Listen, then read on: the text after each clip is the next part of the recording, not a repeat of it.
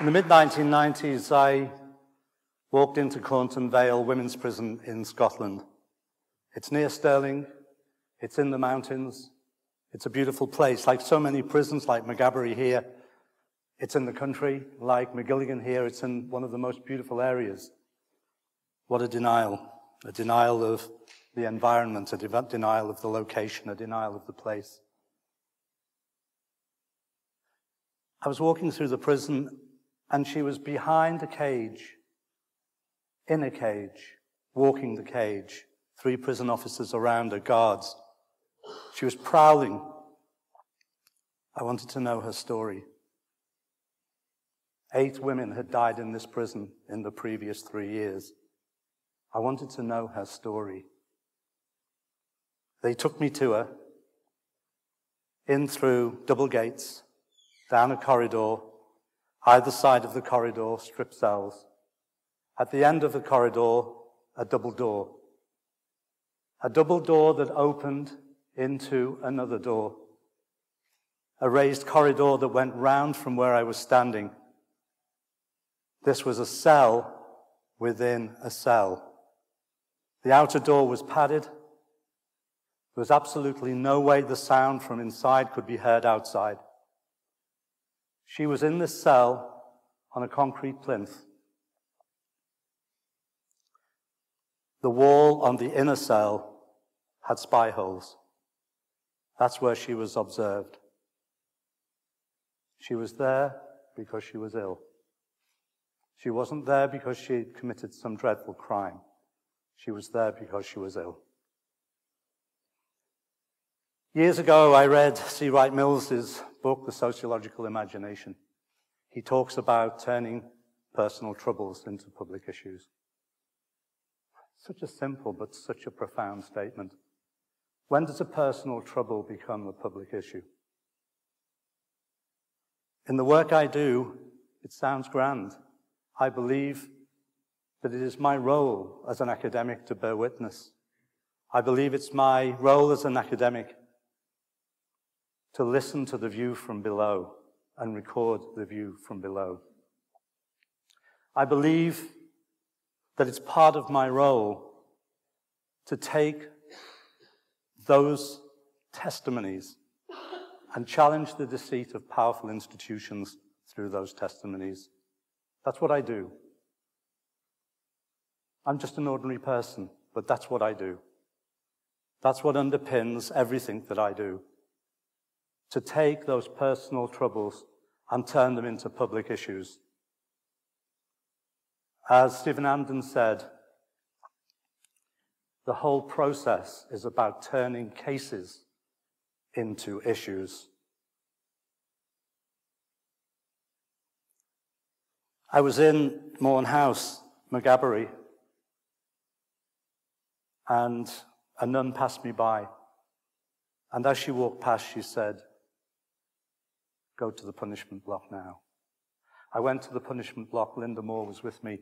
We went down. We demanded that Claire, it's not her real name, that her cell was opened. By this time, I'd been in prisons for 20 years. I'd never seen anything quite like this. She was cut from her wrists to her shoulders, from her ankles to her hips. She had a canvas, non-destructible gown wrapped around her. The Velcro had been taken away in case she self-harmed. It was held together with sellotape. She wasn't allowed knickers. She went to the toilet in the corner in a small potty, a child's potty, cardboard potty.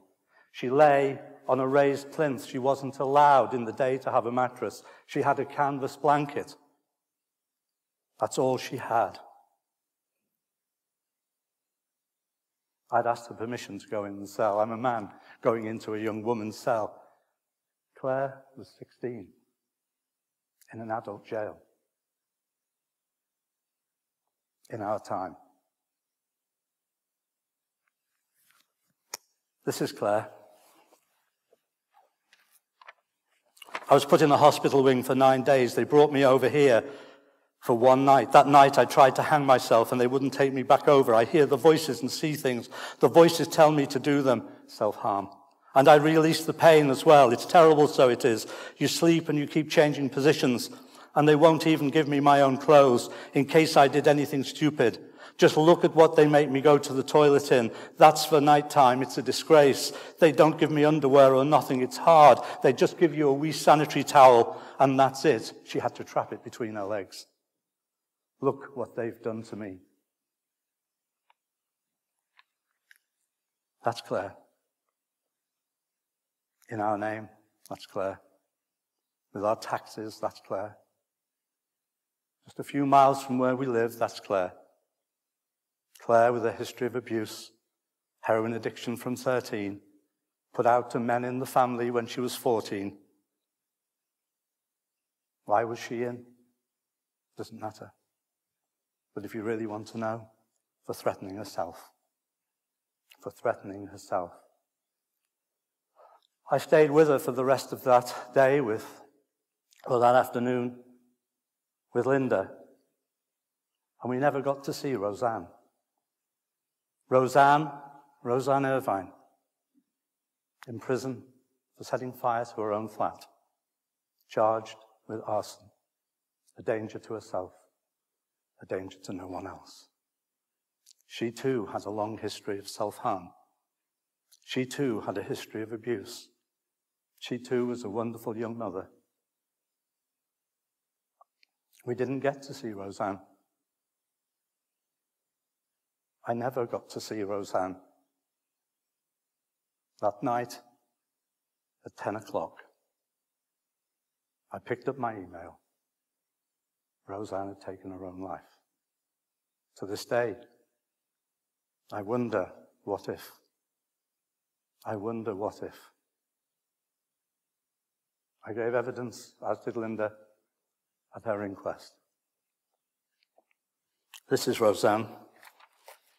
This is Roseanne, in the words of her closest friend, who was in prison with her. What happened to Roseanne was frightening. You think you're going to bed safe, and you wake up and you ask a warder where someone is, and they say she hanged herself. All she wanted was to see her child, but they didn't listen to her. Roseanne's death could have been prevented. The next day, I just sat and cried. Then I had panic attacks. They didn't get the nurse over. I pushed the button, and they came to the door. I asked to see the nurse, and they just said no. They said, you're not allowed to push the button. It's for emergencies only. I said I was having a panic attack. They said, take deep breaths. It was early evening. I sat on the bed with the pillow close to me, and I cried, and I cried.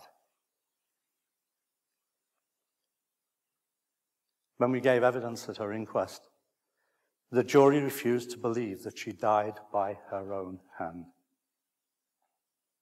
Of course she did. But what they were saying was foreseeable, and it was avoidable. The death of a woman who needed help. And of course, she wasn't the first. 3 months after Roseanne took her own life, we gave evidence at the inquest of Annie Kelly. Annie Kelly from Scraton, her 28th time in prison. Annie Kelly, a wonderful young woman, a woman who came from a troubled family, who was feisty, who fought back against the system. You don't fight back against the system in prison, as some of you guys in here know.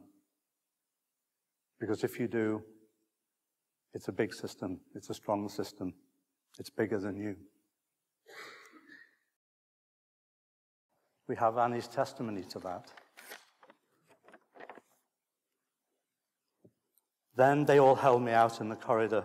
I had only a suicide dress on, and I was told I could keep my pants because I had an ST, sanitary towel. But when the men were holding me, they got a woman's screw to pull my pants off. That shouldn't have happened.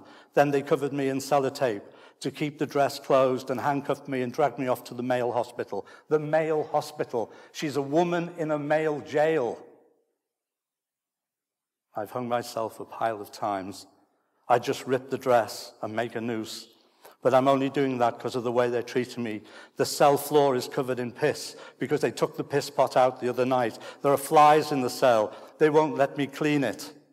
I haven't had a shower now in 4 days. I've had no mattress or blanket either in the past few nights. At the end of the day, I know if there's anything happens to me, there will be an investigation. An investigation into what? An investigation into her complex health needs, the history of abuse and degradation she'd suffered as a young woman in a patriarchal family, a woman in a male jail, a woman kept in isolation, day after day, 23-hour lockdowns. Oh yes, happy Christmas. You remember this Christmas, tonight, because those men and women will be locked down for 9 consecutive days because the prison will be short-staffed. Human rights. The abuses of human rights. The Human Rights Commission work that we did here in the North.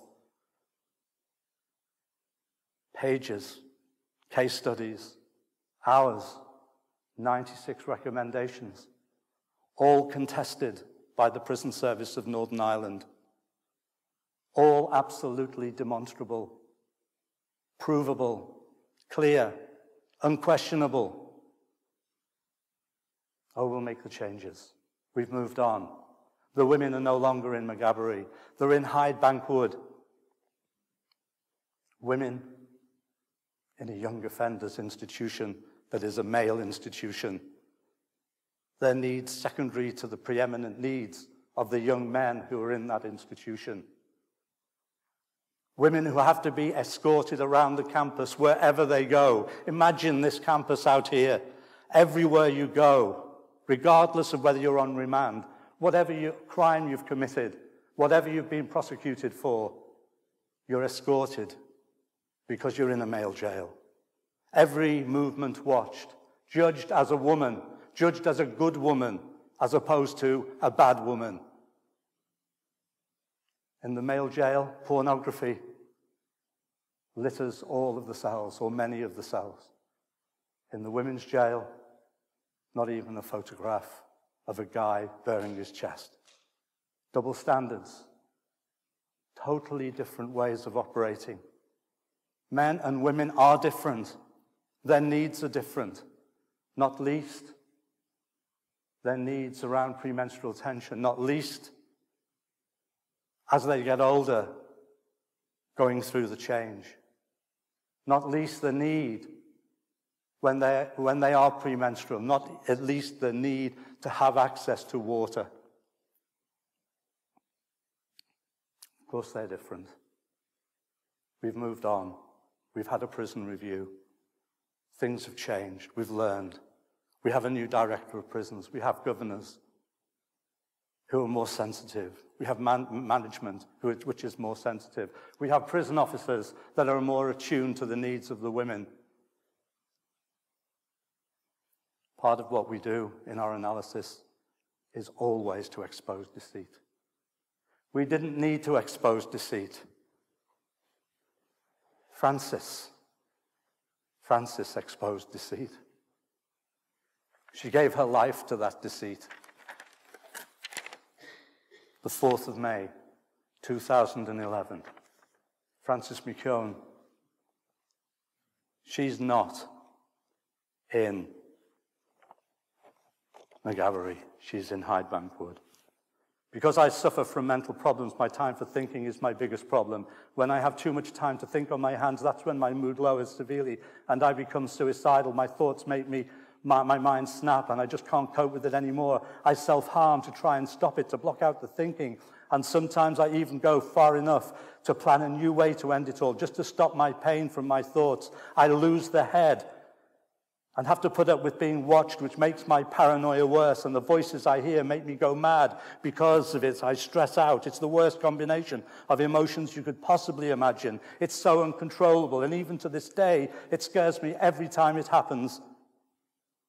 Every time it happens, the demons I suffer I wouldn't wish on my worst enemy. It's a living nightmare. I do have good days, but they are few and far between. My life has been engulfed by turmoil and heartache. The healthcare in here is lethal. They are useless. Don't care about the welfare of inmates. They just do no more than they have to get through the day. So we rely on ourselves to sort out our own problems. Where was the duty of care? Where was the duty of care for Frances? Where was the foreseeable risk that was run? What about the neglect? She didn't see a psychiatrist for 6 months after she moved in to the prison, even though she had an established mental illness. If I have one passion around prisons, it's for their abolition. It's for their abolition. We give people the treatment and support that they need. And for those few people who can't manage to live in wider society, call it something else, but don't call it a prison. We know these walls that we're in, they have stories to tell. They have stories like these. For the sake of these women,